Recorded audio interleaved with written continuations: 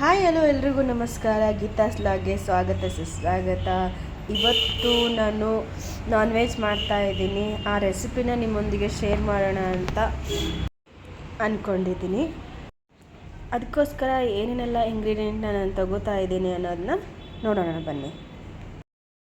ಈಗ ನಾನು ಇಲ್ಲಿ ಒಂದು ಕೆ ಜಿ ಚಿಕನ್ ತೊಗೊಂಡಿದ್ದೀನಿ. ಅದಕ್ಕೆ ಏನೇನೆಲ್ಲ ಬೇಕು, ಎಷ್ಟು ಇಂಗ್ರೀಡಿಯೆಂಟ್ಸ್ ಬೇಕು ಅಂತ ಹೇಳ್ತಾ ಇದ್ದೀನಿ.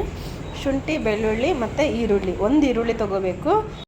ಜಾಸ್ತಿ ಹಾಕಿದರೆ ಚಿಕನ್ ಸಾಂಬಾರಾಗಲಿ ಡ್ರೈ ಆಗಲಿ ಸ್ವೀಟ್ನೆಸ್ ಬಂದುಬಿಡುತ್ತೆ. ಅದಕ್ಕೋಸ್ಕರ ಒಂದು ಈರುಳ್ಳಿ, ಸ್ವಲ್ಪ ಶುಂಠಿ, ಸ್ವಲ್ಪ ಒಂದು 4-5 ಬೆಳ್ಳುಳ್ಳಿ ತೊಗೋಬೇಕು. ಶುಂಠಿ ಒಂದು ಸ್ವಲ್ಪ ತೊಗೊಂಡ್ರೆ ಅದ್ರಿಗೆ 2ರಷ್ಟು ಬೆಳ್ಳುಳ್ಳಿ ತೊಗೋಬೇಕು. ಇದು ಕೊತ್ತಂಬರಿ ಮತ್ತು ಪುದೀನ ನಾನು ಸಣ್ಣಕ್ಕೆ ಹೆರ್ಚ್ಕೊಂಡು ಇಟ್ಕೊಂಡಿದ್ದೀನಿ. ಹಾಗೆ ಸ್ವಲ್ಪ ಟೊಮೆಟೊ ಹಣ್ಣು, ಒಂದು 4-5 ಟೊಮೆಟೊ ಹಣ್ಣು ಮತ್ತು ಸ್ವಲ್ಪ ಒಂದು ಅರ್ಧ ಹೋಳು ಕೊಬ್ಬರಿ ತೊಗೊಂಡಿದ್ದೀನಿ. ಒಗ್ಗರಣೆಗೆ ಮೆಣಸಿನ್ಕಾಯಿ ಮತ್ತು ಈರುಳ್ಳಿ ತೊಗೊಂಡಿದ್ದೀನಿ. ನಾನು ಇದನ್ನು ಬರೀ ಫ್ರೈಗಷ್ಟೇ ಹಾಕ್ತೀನಿ. ಒಂದು 4-5 ಲವಂಗ, ಮೆಣಸು, ಸ್ವಲ್ಪ ಚಕ್ಕೆ, 2 ಏಲಕ್ಕಿ ಇಷ್ಟು ತೊಗೊಂಡಿದ್ದೀನಿ. 1 ಕೆ ಜಿಗೆ ಇಷ್ಟು ಐಟಮ್ ಬೇಕು. ಇದರಲ್ಲಿ ನಾನು ಚಿಕನ್ ಡ್ರೈ ಮತ್ತು ಸಾಂಬಾರು 2 ಮಾಡ್ತಾಯಿದ್ದೀನಿ. ಅದಕ್ಕೆಲ್ಲ ಇಷ್ಟು ಇಂಗ್ರೀಡಿಯೆಂಟ್ಸ್ ಬೇಕಾಗುತ್ತೆ.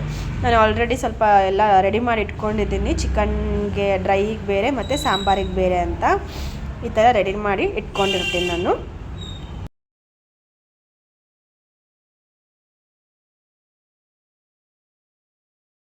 ಈಗ ಬನ್ನಿ ಏನೇನೆಲ್ಲ ಹಾಕ್ತೀನಿ ಅಂತ ನೋಡ್ಕೊಂಬರೋಣ.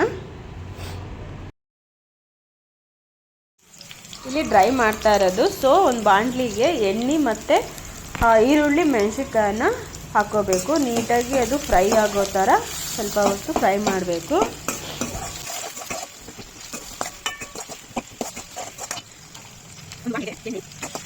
ಈರುಳ್ಳಿ ಹಾಕಿ ಸ್ವಲ್ಪ ಫ್ರೈ ಮಾಡೋದಾದಮೇಲೆ ಸ್ವಲ್ಪ ಕಸೂರಿ ಮೇಥಿ ಹಾಕಿಬಿಟ್ಟು ನೀಟಾಗಿ ಅದ್ರ ಘಮ ಬರೋವರೆಗೂ ರೋಸ್ಟ್ ಮಾಡ್ಕೋಬೇಕು.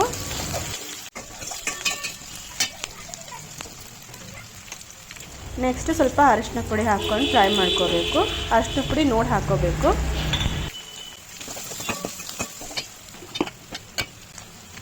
ಈಗ ನಾನು ಚಿಕನ್ ಡ್ರೈಗಂತ ತಗೊಂಡಿರೋ ಚಿಕನ್ನ ಹಾಕ್ತಾಯಿದ್ದೀನಿ.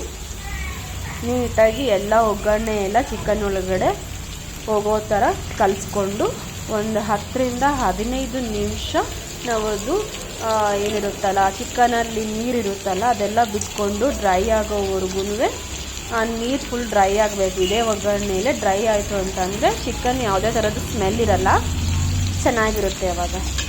ಹಾಗೆ ಸ್ವಲ್ಪ ಉಪ್ಪು ಹಾಕ್ಕೊಂಡು ಕಲಿಸ್ಕೋಬೇಕು.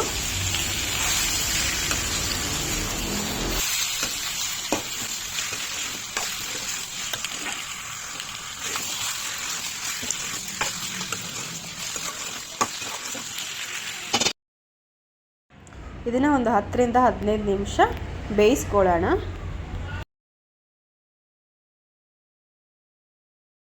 ಅದು ಬೇಯೋ ಅಷ್ಟರಲ್ಲಿ ನಾವು ಮಸಾಲೆಗೆ ಏನೇನು ಬೇಕೋ ಅದನ್ನೆಲ್ಲ ರೆಡಿ ಮಾಡಿಕೊಂಡು ರುಬ್ಬಿಟ್ಕೊಂಬೇಡೋಣ.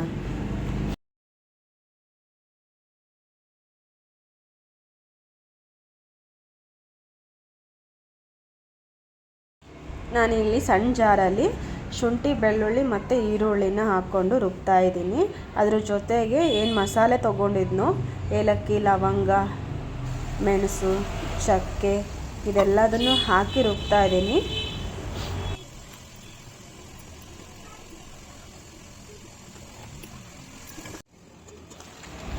ನೋಡಿ ಚಿಕನ್ನು ಚೆನ್ನಾಗಿ ನೀರು ಬಿಟ್ಕೊತಾ ಇದೆ. ಇನ್ನೂ ಒಂದು 5 ನಿಮಿಷ ಇದು ಅದೇ ನೀರಲ್ಲೇ ಬೇಯಬೇಕು. ಯಾವುದೇ ಥರದ ನೀರು ಹಾಕೋಂಗಿಲ್ಲ ಈ ಟೈಮಲ್ಲಿ. ಈಗ ಶುಂಠಿ ಬೆಳ್ಳುಳ್ಳಿ ಪೇಸ್ಟ್ ಏನು ರುಬ್ಕೊಂಡಿದ್ನಲ್ಲ ಅದು ಸಾಂಬಾರಿಗೆ ಕೂಡ ಮತ್ತು ಡ್ರೈ ಕೂಡ ಅದನ್ನೇ ಹಾಕೋದು ನಾನು.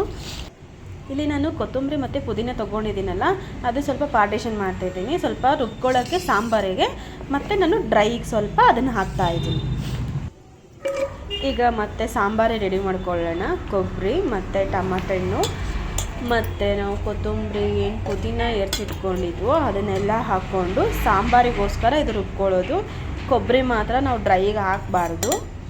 ಸೊ ಸಾಂಬಾರಿಗೆ ಹಾಕ್ತಾಯಿದ್ದೀನಿ ಇದಿಷ್ಟು. ಈಗ ಇದಿಷ್ಟು ರುಬ್ಕೊಂಬರೋಣ.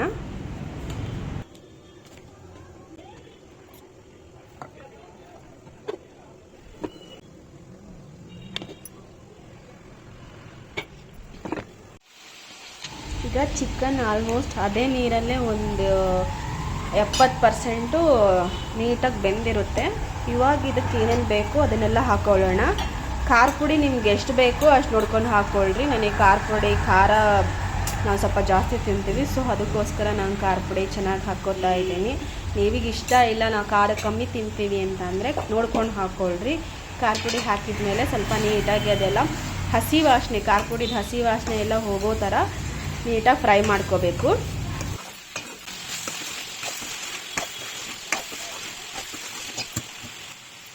ಈಗ ಚೆಂದ ಫ್ರೈ ಆದಮೇಲೆ ಹೆಚ್ಚಿಟ್ಕೊಂಡಿದ್ವಲ್ಲ ಕೊತ್ತಂಬರಿ ಮತ್ತು ಪುದೀನ ಸ್ವಲ್ಪ ಅದಕ್ಕೆ ಹಾಕ್ಬಿಟ್ಟು ನೀಟಾಗಿ ಕಲಿಸ್ಕೊಂಬಿಡ್ಬೇಕು. ಅದ್ರದ್ದು ಹಸಿ ವಾಸನೆ ಎಲ್ಲ ಹೋಗ್ಬಿಡ್ಬೇಕು.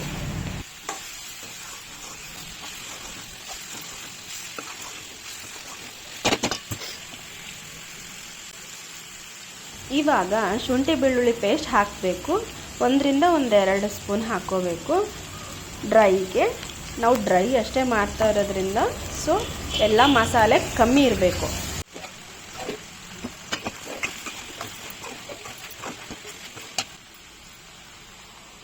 ಈಗ ಡ್ರೈಗೆ ಎಷ್ಟು ಬೇಕೋ ಅಷ್ಟು ನೀರು ಹಾಕ್ಕೊಂಡು ನೀಟಾಗಿ ಕಲಿಸ್ಕೋಬೇಕು.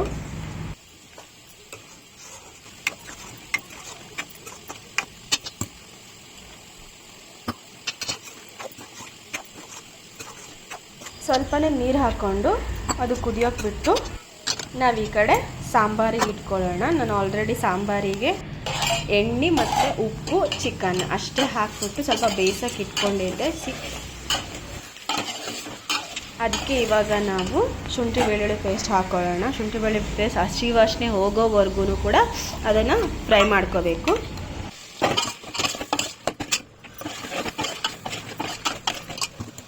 ಸ್ವಲ್ಪ ಅರಿಶಿನ ಹಾಕ್ಕೊಳ್ಳೋಣ.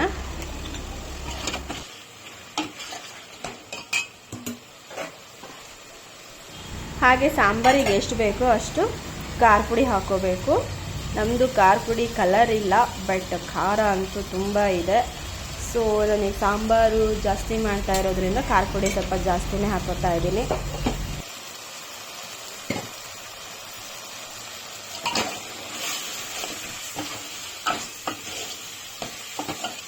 ಖಾರ ಪುಡಿ ಹಾಕಿದ ಮೇಲೆ ನೀಟಾಗಿ ಫ್ರೈ ಮಾಡ್ಕೊಂಬಿಡ್ಬೇಕು ಎಣ್ಣೆಯಲ್ಲಿ. ಅದ್ರ ಖಾರ ಪುಡಿದು ಹಸಿ ವಾಸನೆ ಎಲ್ಲ ಹೋಗೋ ಥರ ನೀಟಾಗಿ ಫ್ರೈ ಮಾಡ್ಕೋಬೇಕು. ಅದು ಎಣ್ಣೆ ಎಲ್ಲ ಸೈಡಿಗೆ ಬಿಟ್ಕೊಂತು ಅಂದರೆ ಖಾರ ಪುಡಿದು ಚೆನ್ನಾಗಿ ಇದಾಗಿದೆ ಅಂತ. ಅದಕ್ಕೆ ಸ್ವಲ್ಪ ನೀರು ಹಾಕ್ಕೊಂಡು ಅದು ಎಣ್ಣೆ ಬಿಟ್ಕೊಳ್ಳೋಕ್ಕೆ ಸ್ವಲ್ಪ ಇದು ಆಗುತ್ತೆ, ಇಲ್ಲ ಅಂತ ಅಂದರೆ ತಳ ಇಟ್ಕೊಂಡ್ಬಿಡುತ್ತೆ.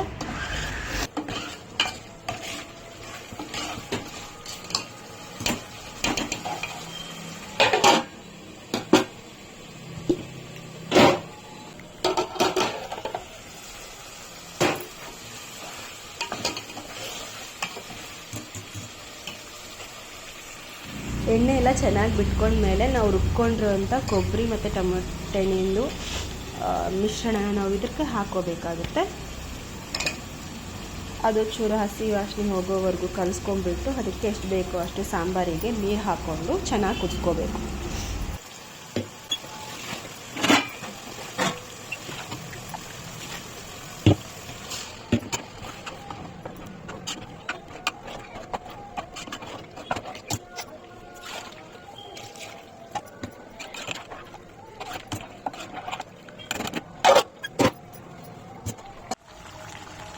ಈ ಕಡೆ ಚಿಕನ್ನು ಚೆಂದ ಬೇಯ್ತಾ ಇದೆ.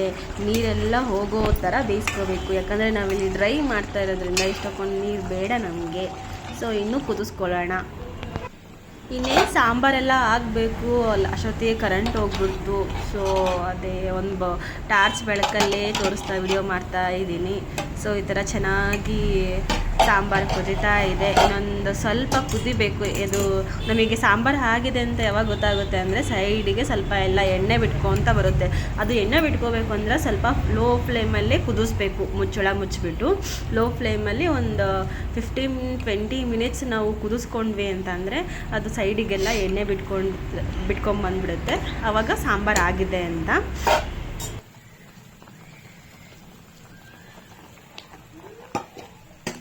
ಈ ಕಡೆ ಡ್ರೈ ಗತಿ ಏನಾಗಿದೆ ನೋಡೋಣ ಬನ್ನಿ. ಚೆನ್ನಾಗಾಗಿದೆ, ಸಖತ್ತಾಗಿದೆ ಮಾತ್ರ. ಡ್ರೈ ಮಾತ್ರ ಅದೆಲ್ಲ ನೀರೆಲ್ಲ ಹೋಗ್ಬಿಟ್ಟು ಚೆನ್ನಾಗಿ ಡ್ರೈ ಥರನೇ ಆಗಿದೆ. ನಾನು ಮಾಡಿರೋ ಡ್ರೈ ಚಪಾತಿ ಜೊತೆಗೆ ಮತ್ತು ರೊಟ್ಟಿ ಜೊತೆಗೆ ತುಂಬ ಚೆನ್ನಾಗಿರುತ್ತೆ. ರೈಸಿಗೆ ಇಷ್ಟಪಡೋರು ರೈಸಿಗೂ ಸಖತ್ತಾಗಿರುತ್ತೆ. ನೋಡಿ ಇಲ್ಲಿ ನಮ್ಮ ಲಚ್ಚಿ ಬ್ಯಾಟಿಂಗ್ ಮಾಡ್ತಾ ಇದ್ದಾಳೆ. ಅವಳಿಗೆ ಸಖತ್ ಇಷ್ಟ ಚಿಕನ್ ಅಂದರೆ. ಕಣ್ಣಲ್ಲಿ ನೀರು ಬರ್ಸ್ಕೊಂಡು ತಿಂತಾ ಇದ್ದಾಳೆ. ಯಾರಿಗೆಲ್ಲ ನನ್ನ ವಿಡಿಯೋ ಇಷ್ಟ ಆಗಿದೆ ಪ್ಲೀಸ್ ಸಬ್ಸ್ಕ್ರೈಬ್ ಮಾಡಿ, ಶೇರ್ ಮಾಡಿ, ಕಮೆಂಟ್ ಮಾಡಿ.